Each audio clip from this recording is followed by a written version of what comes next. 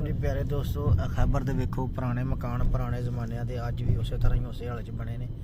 खैबर मेरे ख्याल ही अगे वे, लेकिन देखो अज भी आबादियां उस तरह ही उस पुराने हालत में खंडरात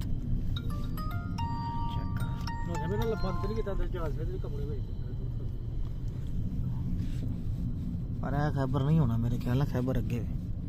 खैबर उत्ते उत्ते पहाड़ दे उत्ते किथे बंद किया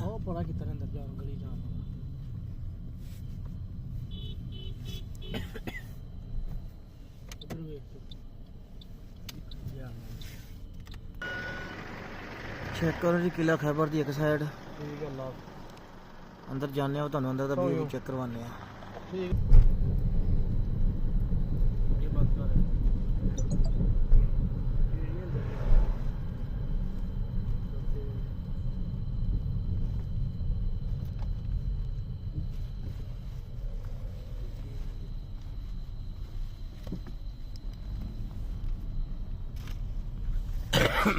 पूछना पैना उन्होंने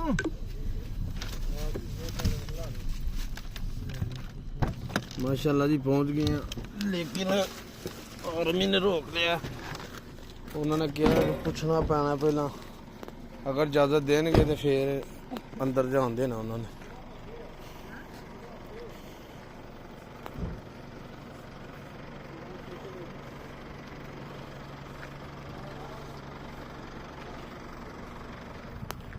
हेलो फार्म ना वीडियो चलती पई है। अल्लाह जी आए हाँ जी जियारत करने वास्ते, पर लेकिन उन्हें अगे खानू को नहीं जान दिता। हर पासे यही हाल है, जान नहीं देंगे। पता नहीं की वजह इन्होंने लोगों को है